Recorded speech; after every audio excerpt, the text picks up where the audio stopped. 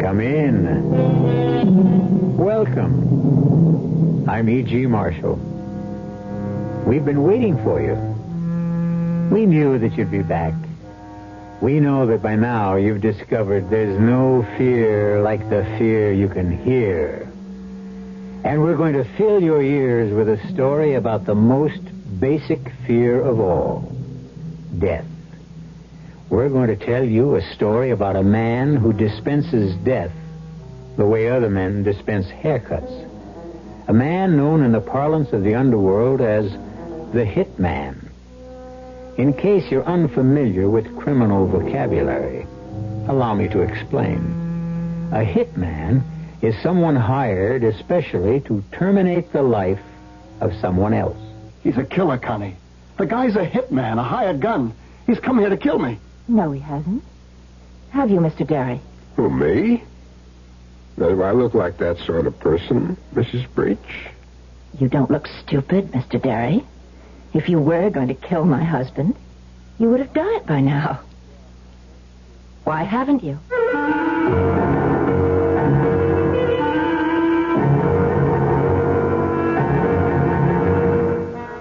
Our mystery drama, The Hitman, was written especially for the Mystery Theater by Henry Slessor and stars Mike Kellen.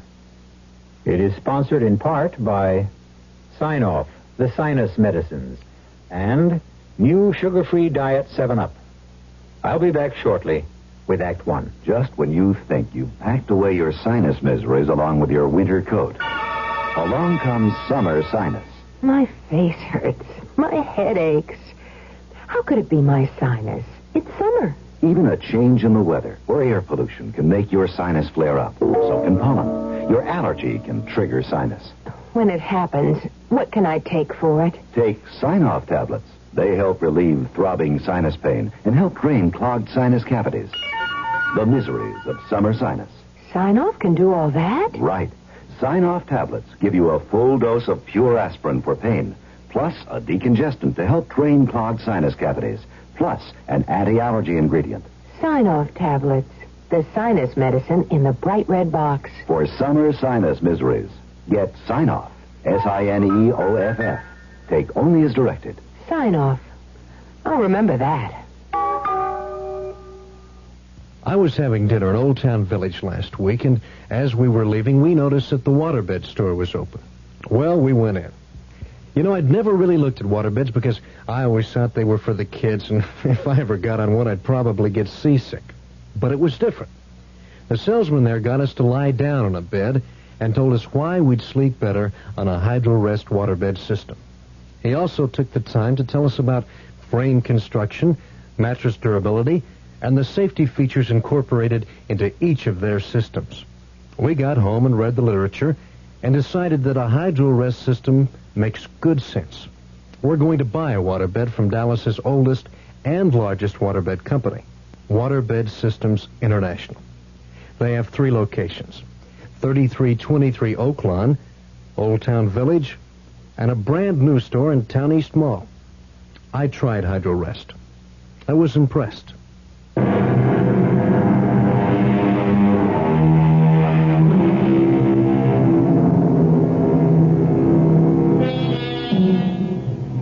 Our story begins in a bus terminal of a large eastern city, a place of arrivals and departures. In the crowd, we can see a rather sallow young man searching every face and scowling at his inability to recognize the man he has come to find. But then, he doesn't know what Jim Derry looks like. Jim Derry tries not to make himself too visible a person. Mr. Derry has a very good reason. But now the young man spots someone pulling on a pair of light-colored gloves, and he recognizes the signal, if not the man. Warm day for gloves, ain't it, mister? I got cold hands. Jim Derry? Yes? Huh. I'm Earl. What took you so long? Arnie said you'd be on the 2 o'clock bus. I've been hanging around this crummy terminal for an hour. A gypsy told me never to take a 2 o'clock bus. They didn't tell me you were a comedian. What did they tell you about me, Earl? Come on. Arnie's waiting.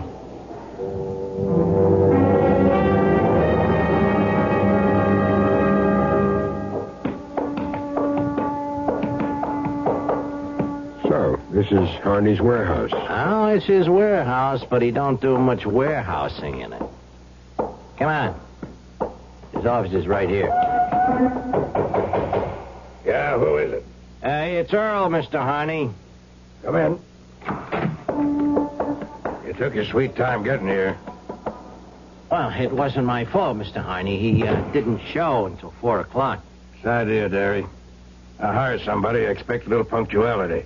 Oh, I told you. He didn't have to go outside the organization. I could handle it for you, Mr. Harney. I said shut up. I hate these family quarrels. Do you want to talk business now, or should I come back later? We talk now. Good. Then give the kid a quarter and send him to the movies. Beat it, Earl. Yeah, okay.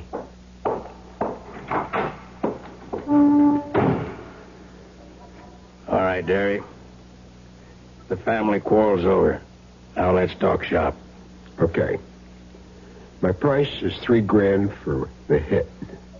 I do good, clean work, pick my own time and place, and never get my clients involved. How does that sound? Sounds fine. This is a private case. Strictly private. Guy named Eddie Breach. Breach used to work for me. Covered the best slice of territory in the city. His receipts were like $5,000 a week. Only they started to drop, understand? 4 one week, 2 the next. Whole thing smelled bad. You don't mean he was a crook? I had him followed. Found out he was making book on his own, setting up his own shop. He was robbing me blind. Who fingers him for me? I'll finger him this afternoon. See if you can make it fast. And see that I'm kept out of it. That's all. Not all, Mr. Harney. In cases like this, our company likes a deposit. Oh, yeah. Okay. Here's the ground now. You get the rest when I read that obituary.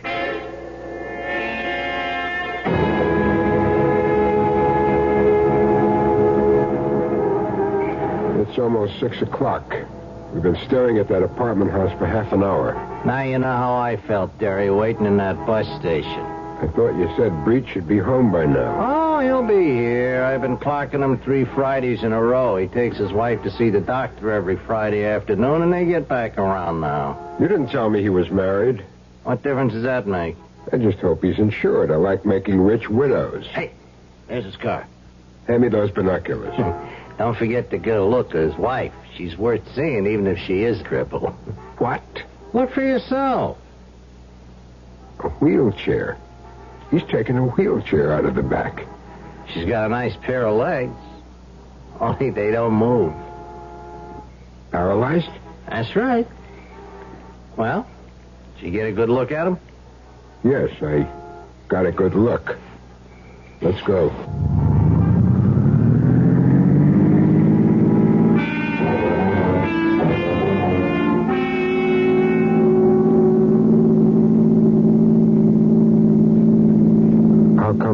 Breach married a cripple.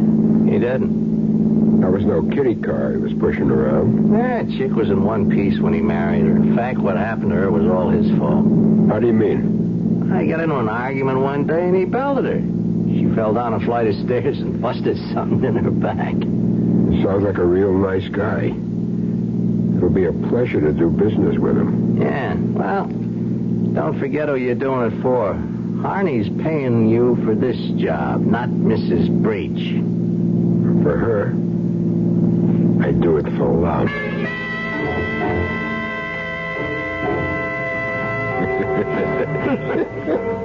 Good afternoon, mister. A lot cooler in here, isn't it? Yeah.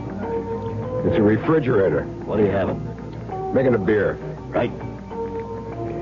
I just hit this town yesterday. Still haven't found out where the action is. So?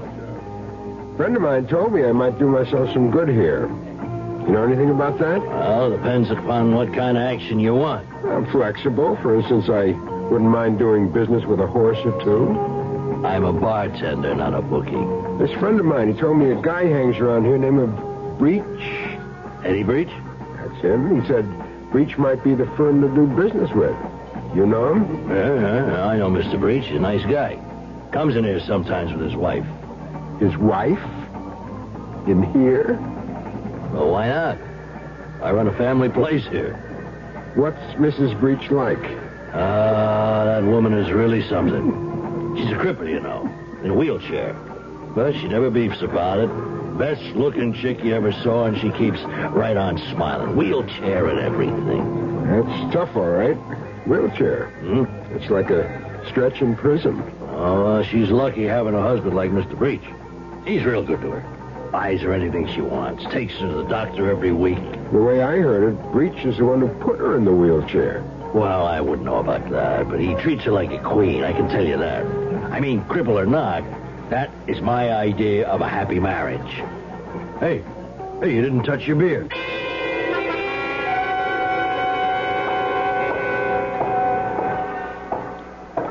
Okay, Mr. Breach, get in the car. Hey, what is this?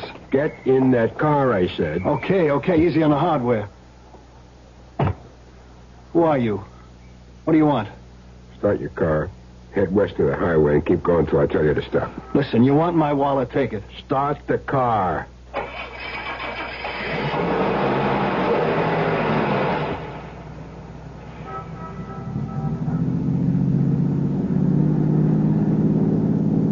You don't work for Joe Harney, do you? Keep driving. I asked you a question. I work for myself. Look, if Harney did send you, let's talk about it. I'll pay you twice what he's giving you. Just tell me how much. How do you know Harney wants you dead? Maybe it was your wife. Harney's not the only one who hates your guts. Connie? You're crazy. So that's her name, huh? Connie? She wouldn't do anything like that. She needs me. Needs you for what? To belt her again? Who told you about that? You must have been a pretty brave boy. Slugging a woman. That took guts. I'm trying to make it up to her. For Pete's sake, will you give me a chance to make it up to her? That's why I need that money. That's the only reason. So you did cheat Harney. You admit it? I'd cheat my grandmother if it helped Connie. Keep your eyes on the road, Eddie.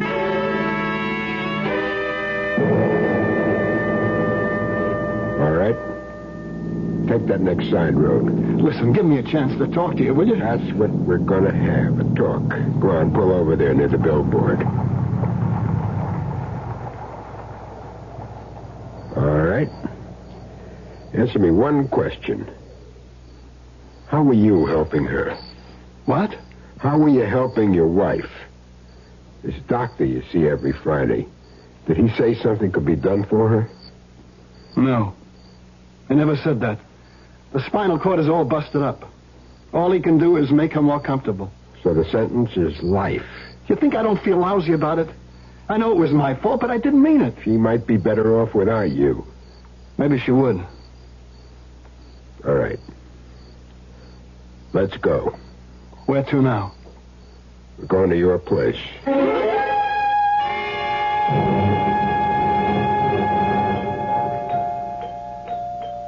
Eddie?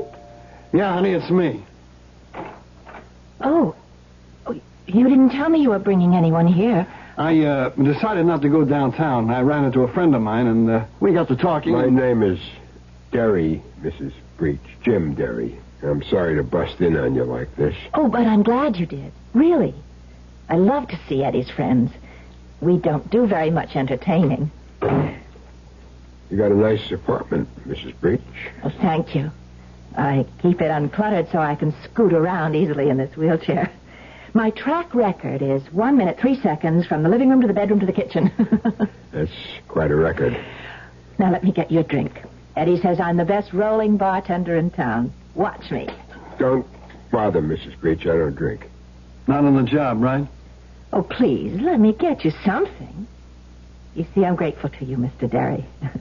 I was looking forward to a lonely evening when you came along. My husband usually works very late. Honey, you look a little tired. Did you take your pills yet? Oh, I'm fine, Eddie. Stop worrying about me. Please sit down, Mr. Derry. It's such a pleasure to talk to one of Eddie's friends. Now, let's cut this out. He's no friend of mine. I never saw him before in my life. What? Tell her who you work for, Derry. All right. At the moment, I work for a man named Joe Harney. Harney? That's right. And what do you want from us? I want us to sit down and have a talk. I'm already sitting down, Mr. Derry. Joe Harney isn't pleased with your husband, Mrs. Breach. He thinks he cheated him. Cheated him out of a lot of money. Well, I'm sure that's not true. I didn't cheat him. I just wanted the business for myself. I got a right to go into business for myself. Yes, I know. It's called free enterprise. But just the same, Mr. Harney is very angry. He's not just angry, he's afraid. He's worried that if Eddie gets away with this, he'll set a bad precedent. So he only knows one remedy for the situation. And tonight, this could have been it. A gun. Please. Put that away. He's a killer, Connie. The guy's a hitman, a hired gun. He's come here to kill me. No, he hasn't. Have you, Mr. Derry? Me? Now, do I look like that sort of person, Mrs. Breach? Well, you don't look stupid, Mr. Derry. If you were going to kill my husband, you'd have done it by now. Why haven't you? I'll tell you why. Because he wants a deal. He wants me to pay him more than Harney's paying. Oh, be quiet, Eddie. Your husband isn't thinking straight, Mrs. Breach. It isn't that easy. You think that Harney will be satisfied if I let him live? If I walk off this job, somebody else walks in. This isn't the only gun in the world. He's right, Eddie. Maybe the only way is to give him the money back. There's nothing to give back. You think money stands still in this business? Look, maybe if we left town, went to Mexico or someplace. Harney won't give up that easy. It means too much to him. Well, I'm not staying here. I'm getting out. I'm getting as far away as I can. Eddie. Both of us, Connie. I meant both of us. You expect me to run? In a wheelchair? Maybe Mr. Derry can tell us what to do. I can think of only one thing. Joe Harney wants a dead body. That's what we'll have to give him.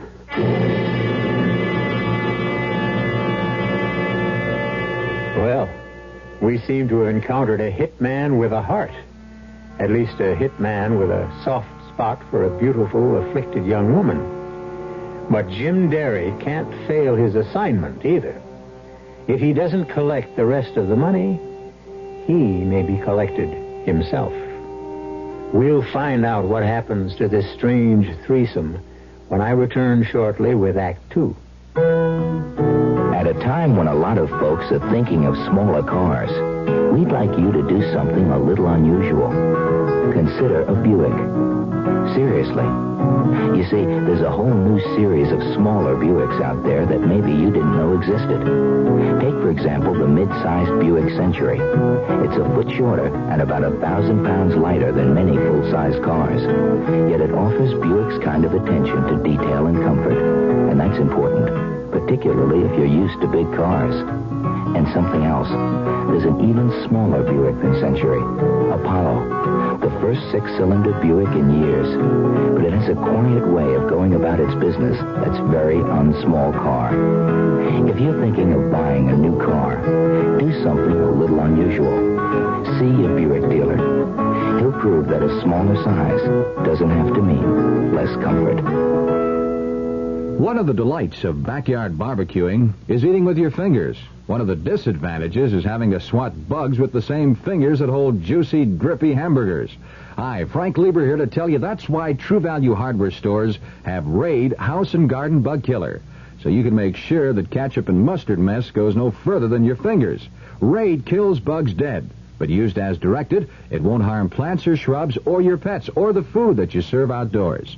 True Value hardware dealers suggest you use it this way.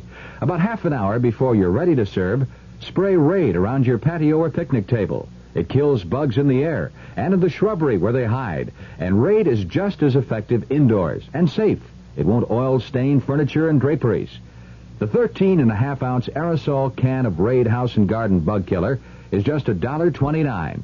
Just one of the values you'll find at the True Value hardware store near your home.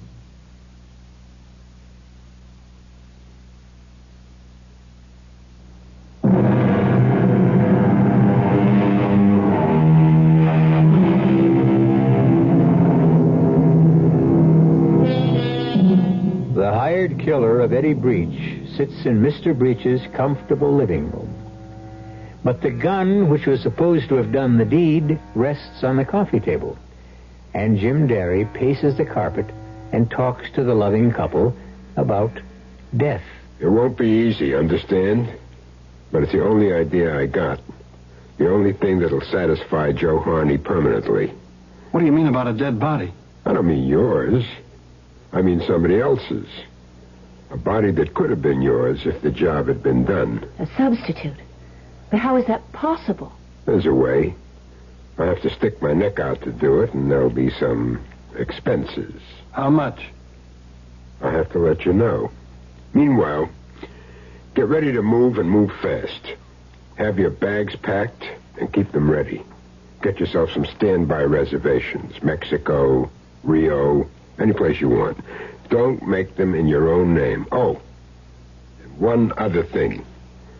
Don't leave the apartment for any reason. But I gotta leave the apartment. I got business to do. Business? Isn't your life more important? You can't risk it. Harney hired me to take care of you, but that doesn't mean one of his goons wouldn't try to beat me to it. There's a kid named Earl. Yeah, I know Earl. He's a punk. Just the kind of punk who might try shooting you in the back. Oh, do as he says, Eddie, please. I tell you, I gotta get out. I need cash if we're to beat it out of town. I have to make collections. Mr. Derry, wouldn't you help him? Maybe if he had a gun so he could protect himself, then... You could lend me yours, Derry. Just until we leave town. All right. Take it. I'll see what I can do. Okay. I'm leaving now. Just keep calm until you hear from me. I'll see you to the door. Mr. Derry, why are you doing this for Eddie? Because he's such a regular fella.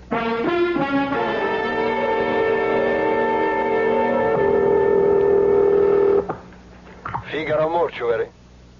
Fig, this is Jim Derry. 3 cheers. What are you doing back in town? You ain't been here in 10 years. Business, Fig. I'm here on business. Just like in the old days. The old days are over. I make more money legitimate now than I used to make crooked. For me, crime doesn't pay, like it says on the posters. Wow. This is legitimate. Almost. I want to make a purchase. What kind? You are the only store in town that has what I want, Fig. I want to buy a corpse. I don't know what I'm doing this for. I must be getting soft in head. Tell me about the body, Fig. He's a short, heavy cookie, maybe 50 years old, full of mustaches. But does that matter? No. I guess it won't matter. Not after I get through with him. When can I take delivery? Tonight. You could bring your car around to the back of my place, say, around 11 o'clock. Okay, Fig. I'll be there.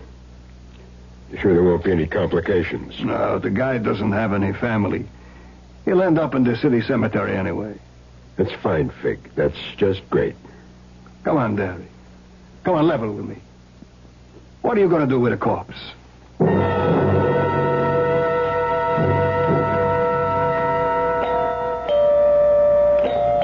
is it? It's Jim Derry. Eddie isn't here. He went out on business. Would you rather I came back later? Oh, no, of course not. Eddie should be home any moment. Come on in. He's been out raising money. It's wonderful how many people owe Eddie money. He's like a banker, really. You know what he tells his mother? What? He tells her he's an accountant. She's a sweet old lady. She knows the truth, but she never lets on. And do you know the truth about him? I never had any illusions about Eddie. Would you like a drink? Oh, sorry, forgot. You don't drink. I'll take a beer if you have one. Coming right up. Oh, maybe when we were first married, I had an illusion or two. It's easy when you're young, and you've got a nice straight spine. You're still young. Yes.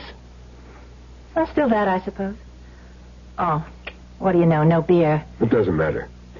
Does he leave you alone a lot? Beg your pardon? That banker husband of yours? Oh. Eddie's a busy man. He doesn't have normal hours like other people. I don't suppose that you do either. We're talking about Eddie. You're curious about him, aren't you? Trying to make some moral judgment? To decide whether he's worth saving or not? I've already decided that, haven't I? Do you know about Eddie and me? About the accident? Yes. We were living in an old brownstone. Eddie was late. I was waiting for him at the top of the stairs with an argument all ready, and I said a lot of nasty things, and so did he, and he started to shake me, and I lost my balance. Well, how do they look? Your legs? You look fine. You'd never know they were dead, would you? You know something? I've got my own theory about you, Mr. Derry, about why you're helping us. You do? Mm-hmm. I've been a cripple for over a year, and I've become an expert on pity. I can spot pity half a mile away. You think that's my reason? That's everybody's reason. It's me, honey. Sorry.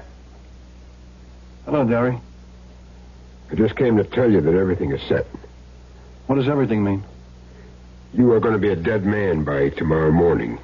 You can leave town as soon as you get on a plane. There's one leaving for Mexico City at 4 tomorrow afternoon. We got reservations. You better confirm them. What's going to cost me what you're doing? In cash, $1,000. $500 for me, $500 for a friend of mine. A couple of pieces of jewelry. And that car of yours. My car? You can't take my car. You won't need it in Mexico. They got donkeys. Now, wait a minute. Eddie, we've got to do as he says. If you don't like my proposition, you can always say no. Then you can take your chances with Harney. Okay. What else do you want? I'll need your wallet, your watch, any other jewelry you carry. That wedding ring, is it inscribed? Yes, I had it done. Let's have it. What's the idea of all this? Your car is going to be in an accident tonight, Eddie. It's going to catch on fire. There'll be a body in the car, burned beyond recognition. But everybody will know who it is, of course. It'll have your wallet, your watch, your keys, your wedding ring. But whose body? Don't worry. The guy will be dead to begin with. It's only what you might call a cremation ceremony. So Harney will think you did the job. He'll only believe it if you get out of town as fast as you can. When that body is discovered, you are dead. I don't want you around making a liar out of me. That's neat, Derry. Very neat. You still get paid that way, don't you? Eddie. Get me what I need, Eddie. The money and all the rest of the stuff. What about your gun? You want that back? Keep it as a souvenir. I never hold on to a piece after a job. And this job is just about over.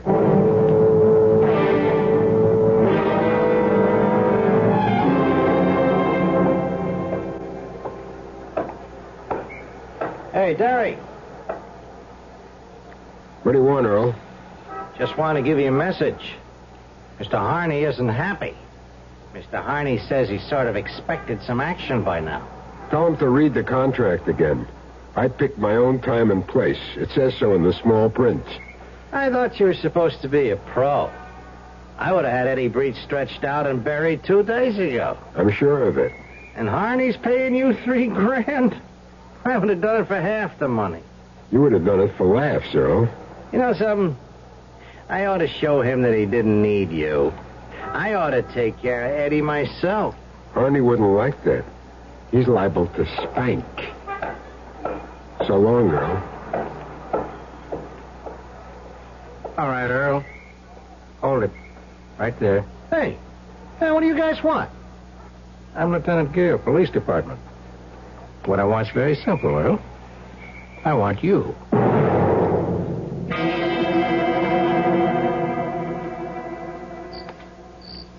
Well, here's the merchandise. Fresh from the freezer. Thanks, Fig. I knew I could count on you. You want to take a look at him? No. He ain't too pretty. I didn't get a chance to do any cosmetic work on him. It won't make the slightest difference. Okay. Let's get him in the car. Where are you taking him, Barry? To the country. Oh, boy.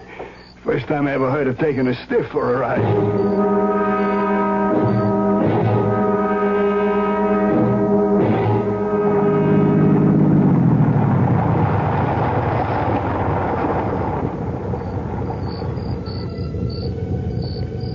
Okay, Mr. Nobody. Time for the ceremony. First, you've got to get behind the wheel. I'll dump your wallet in the clear. Now, here's your pretty jewelry. The ring is a tight fit. Now, your keys, and that's about it. Except for that can of gasoline. There. That ought to be enough to make it hit the gas tank. Now all I need is a match.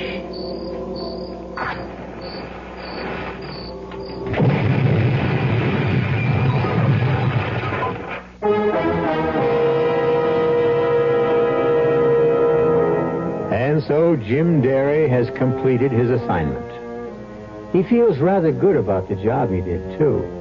It was a nice combination of human sympathy and profit. 500 from Eddie Breach, 3,000 from Joe Harney, and a sense of having done something worthwhile for a change. But will Jim Derry remain pleased with himself? What will the arrest of Earl do to his plans? We'll find out when I return shortly with Act 3. Never heard of beer on the rocks? No? Swell. The people who brew Budweiser never have thought ice in your beer was such a cool idea anyway. If you only knew how ice cuts down the head and waters the taste. Oh, a chilling thought. A downright tragedy with Budweiser especially. Budweiser is the king of beers. The only beer in America that's beechwood aged, naturally carbonated. Which means Bud brews its own bubbles. Tiny ones, over a dense lattice of beechwood strips. The beer ages the best way, the right way, naturally. But add an ice cube and bloop, there goes all that extra effort. So if you forget to cool enough Bud, skip the cubes and put your Budweiser on ice for a while, on the coldest shelf in your refrigerator. Even if the wait does frost you a little, it'll be worth it. Anheuser-Busch, St. Louis. On the corner, Church's Kitchen's making golden fried chicken. Right before your eyes, always crisp, deep fried. The way chicken should be fried. Golden crisp flavor, fresh in every bite. Drop by Church's fried chicken kitchen. The golden taste of Church's comes ringing through. Chicken was made to be deep fried, so crispy it crunches when you bite into it. Well, that's what Church's does. Deep fries your chicken right before your eyes till it's golden brown and golden crispy crunchy on the outside, moist and tender on the inside. Makes your mouth water just thinking about it. So what are you waiting for? Drop by Church's on your way home and pick up a box of the Crispy Lovers chicken. Your family will love you, and so will we. Drop by Church's fried chicken kitchen. The golden taste of Church's comes ringing through. The golden taste of Church's.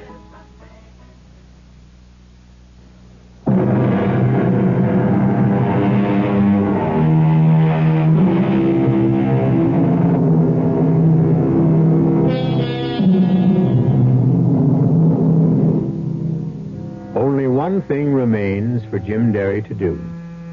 He has to make one final call on the man who brought him to town in the first place.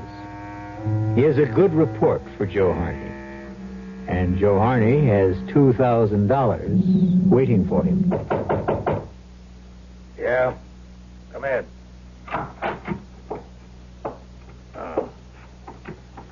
So it's you. How are you, Mr. Harney? How do you think I am?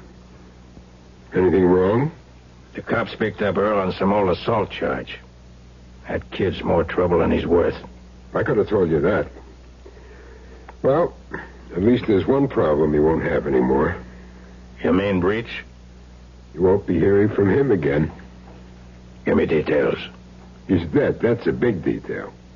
I want to know how. I got Breach to take me for a little ride in the country. When we stopped to look at the scenery, I slugged him. Then I gave his car a little gasoline bath. You burned him? You want to see what's left? Take a drive out on Route 7, make a right on Potter Valley Road. There's not much to see, though. What'd you do after that? I took a nice long walk. There's a motel about a mile and a half south. I spent the night there. Didn't even get a chance to shave. Huh. Sure it went all right? Nobody spotted you? Our work is guaranteed, Mr. Harney.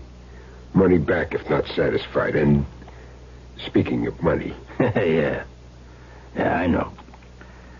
$2,000. And worth every penny of it.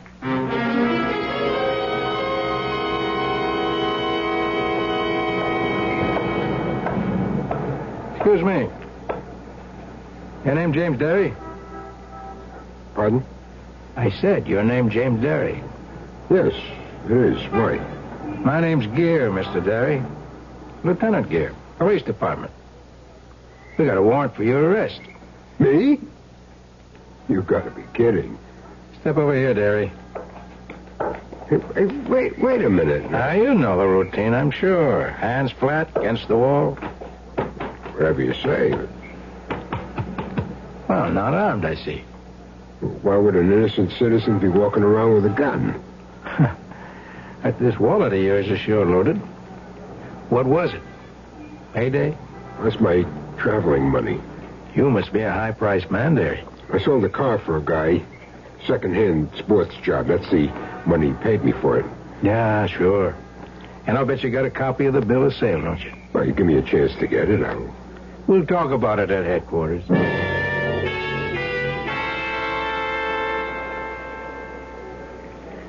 You ever use an alias, Derry? No. What for? You know a man named Joe Harney? I met him once or twice. What do you talk about? The weather. Now, don't be cute, Derry. We talked about horses. Mr. Harney likes horses a whole lot. Yeah, we know all about that. We also know that Joe Harney paid your way into town a little over a week ago. That right? I can afford my own car fare, Lieutenant. Harney brought you here to do a special piece of work for him, didn't he? Wrong. You see, Derry, there isn't very much we don't know about Joe Harney. For your information, the DA's been lining up a case against him for the last 6 months. You're hard luck that you came into the picture right now. I don't know what you're talking about. Well, maybe I can make it a little clear. You got something I want to read to you. It's a statement from somebody you may know. Now, here it is. Listen carefully. This guy, Derry, arrived last Friday. He was brought in by Harney to cool a guy named Eddie Breach. Breach once worked for Harney, but then he got to taking bets on his own book. And that made Harney sore, so he decided to kill him. Derry's price for the job was $3,000. Derry was staying at a hotel called the Gracie. He didn't tell Harney how he planned to kill Breach. Well, how does that sound to you, Derry? Like a fairy tale. Is it true or not? That's junk. They shouldn't make up junk like that. It's a statement we got last night by somebody who worked for Harney for the last 2 years. You know who I'm talking about? No. His name's Earl Clifford. They picked him up in an old charge, one that could have sent him to the joint for a good 10 years. He's willing to turn state's evidence in the hope of getting a lighter rep. He probably will. I never heard of Earl Clifford. You can help yourself the same way, Derry. You can help by telling the truth. I am telling the truth. We want to know why you killed Eddie Breach. Lieutenant, have you got the time? What? What time is it? 4:30. 4:30, that's what I make it to. And how is the weather out? Still warm and sunny. Good flying weather, huh? All right, what's the joke, Derry? The joke is over. I'm ready to tell you what I know, just as soon as I get a cup of coffee.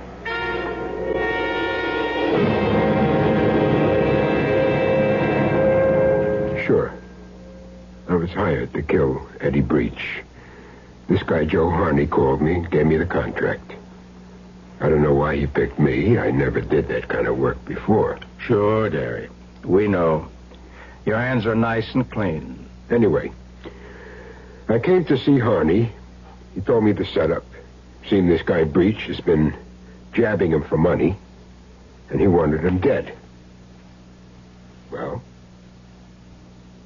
I said I'd do it. I see. Only I didn't mean it, Lieutenant. I'm no killer. Like you said, I'm clean. No record, nothing. No convictions, no. You know what I did? I went straight to Breach. I told him the whole story. Him and his wife. She's a cripple, you see, in a wheelchair. I felt sorry for her. For both of them. We know about Mrs. Breach's condition. Go on. I said I wouldn't do them any harm, but that didn't mean that they were safe. Harney would just hire somebody else to do the work. That was very nice of you. I wanted to help them, Lieutenant. I told them the only thing was to make it look as if Breach was killed. I said I could arrange the whole thing for them. And that's what you did? Yes. I got a body. A dead body from a funeral parlor I know. I put the body in Breach's car. I drove it out on Route 6, parked it on a side road called Potter Valley. I doused the car with gasoline. I set it on fire. You'll find Breach's watch and ring on that body. The wallet is in the grass someplace. Only the body isn't Eddie Breach's. Well. That's quite a story, all right. It's the truth. You send your boys out on Potter Valley Road. We don't have to do that, Derry. We've already found Breach's car. Well, swell, then you know I'm telling the truth. I mean, you got experts. They won't be fooled by a fake corpse. The guy was almost twice Breach's age. He was heavier, shorter. Tell me honestly, Derry. You did all this because you felt sorry for the guy? Yes. Look, I'm not saying he was an angel. He beat up his wife once. He made a cripple out of her. Only now, he's trying to help her. That's why he cheated Harney in the first place, to help his wife. A real sweet guy, huh? Well, Derry, too bad it isn't true. What do you mean? Oh, Eddie was responsible for his wife's injury. We know that.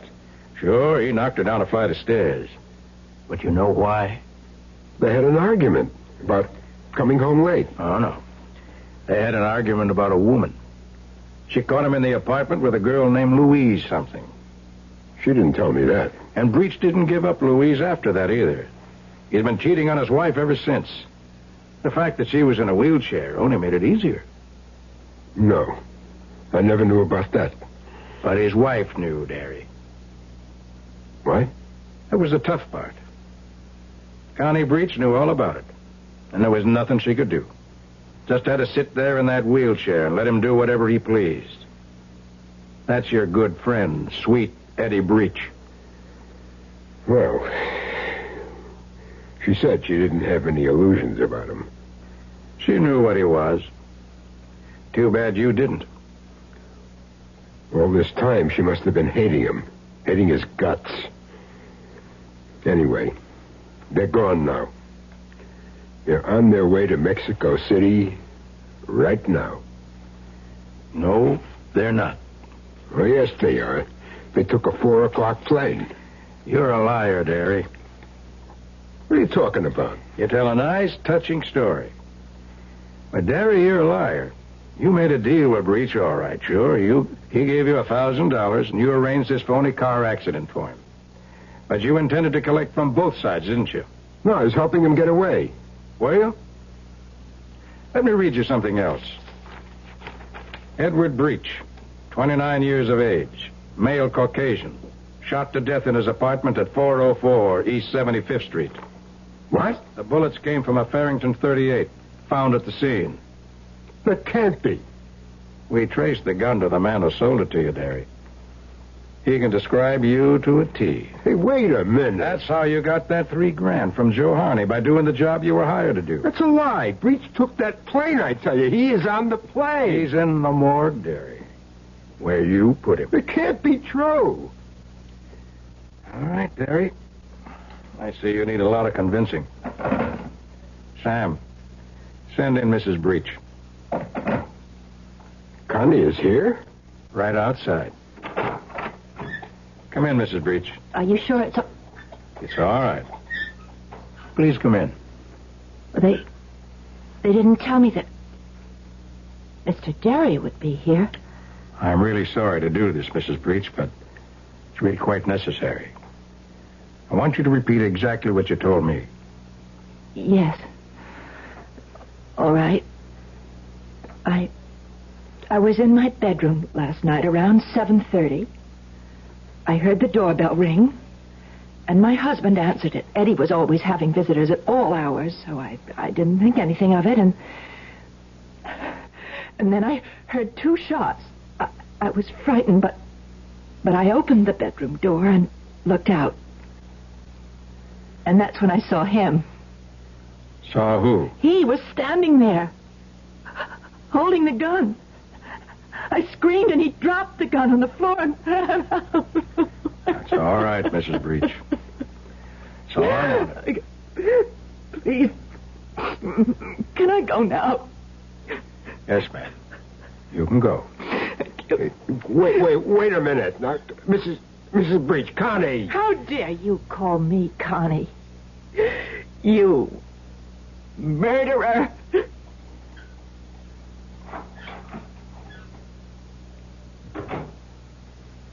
That was your mistake, Derry. You should have killed her, too. You were just too soft-hearted. Or maybe just forgetful, Lieutenant. About what? What they say about the female of the species.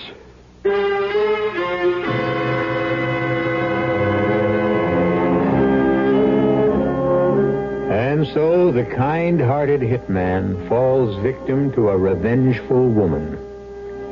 We can only hope that justice finally triumphed, that Lieutenant Gere eventually realized the truth about what happened in that apartment on East 75th Street. Although, who's to say that Mrs. Edward Breach isn't already in a prison of her own contrivance? I'll be back shortly. Hello, Ms. Goldilocks here, and welcome to my professional taste testing laboratory. Oh, Papa Bear, could you bring that case of sugar-free Diet 7-Up over here? Another case? Miss Goldilocks, you're drinking this sugar-free Diet 7-Up like there's no tomorrow. You can't still be taste testing it. Oh, no, Papa Bear. Sugar-free Diet 7-Up has already earned my seal of approval. It's fresh, light, natural, delicious. I drink it because I love its taste. Now hurry up. Okay, here. This sugar-free Diet 7-Up really tastes delicious. Ladies, if you're tired of switching from one diet drink to another, take some advice from Ms. Goldilocks. Try sugar-free Diet 7-Up and you'll say, yes, this one's just right. I'll bear witness to that, Goldie.